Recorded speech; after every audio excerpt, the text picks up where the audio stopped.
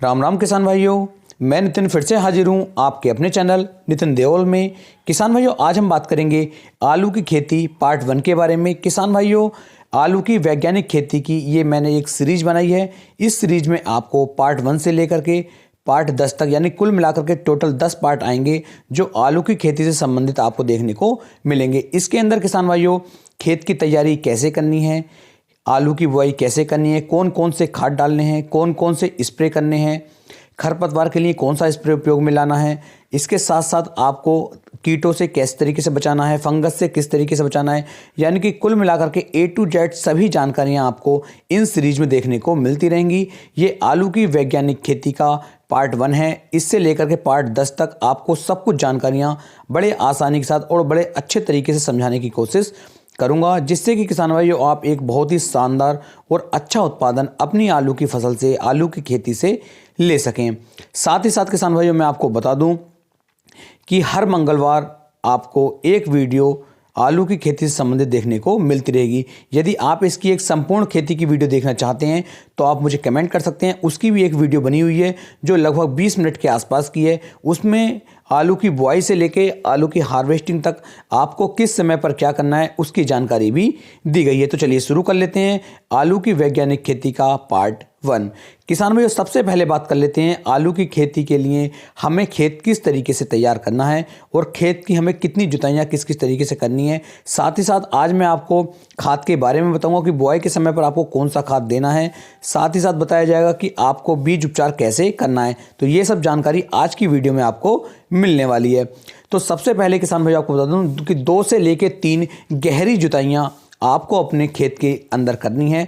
गहरी जुताई का मतलब है कि बिल्कुल आपको हैरो की सहायता से या फिर कल्टीवेटर की सहायता से 3 जुताइयां आपको गहरी करनी है। उसके बाद किसान भाइयों अपने खेत को आपको हल्का समतल कर लेना है और समतल करने के बाद किसान भाइयों लगभग 3 से लेके 4 जो हमारी गोबर की सड़ी हुई कंपोस्ट खाद होती है उस खाद को पूरे खेत के अंदर अच्छी तरीके से फैला देना है या फिर डलवा देना है।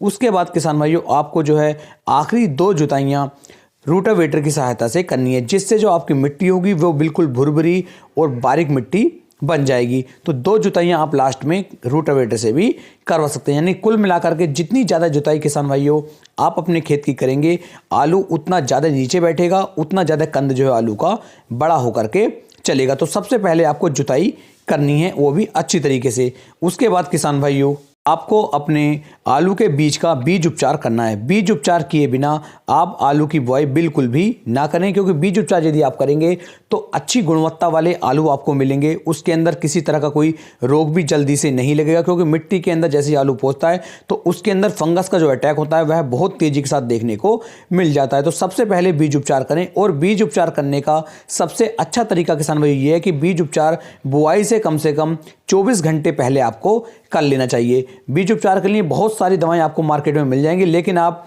1 किलोग्राम बीज को 2 ग्राम कार्बनडाजिम के साथ इसका बीज उपचार करें। ये मुझे सबसे अच्छा लगता है और सबसे सस्ता ये एक तरीका भी किसान भाइयों है।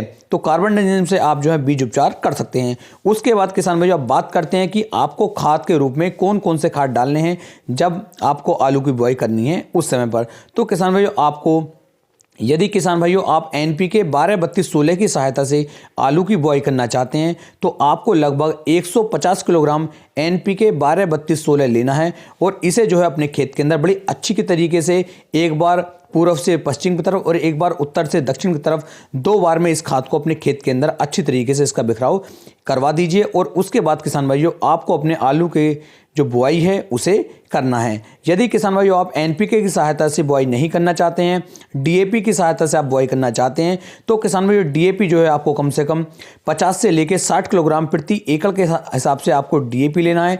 इसके साथ में किसान भाइयों आपको 2 कट्टे जो हमारे SSP के होते हैं, सिंगल सुपर फास्फेट के होते हैं, वो लेने हैं। और साथ ही साथ आपको लगभग 30 किलोग्राम MOP पोटाश जो होती है उसे लेना होगा। और इन सबको अच्छी तरीके से मिक्स करने के बाद अपने खेत में पूर्व से पश्चिम और उत्तर से दक्षिण की तरफ एक एक बार बिखरवा दीजिए, जिससे कि पूरे खेत के अंदर जो खाद है वह अच्छी तरीके से किसान भाइयों मिल सके और पूरे खेत के अंदर अच्छी तरीके से फैल सके। उसके बाद किसान भाइयों आप अपने खेत की जो है आलू की बुआई अपने खेत के अंदर कर सकते हैं। तो इस तरीके से किसान भाइयों आपको आलू की बुआई करनी है।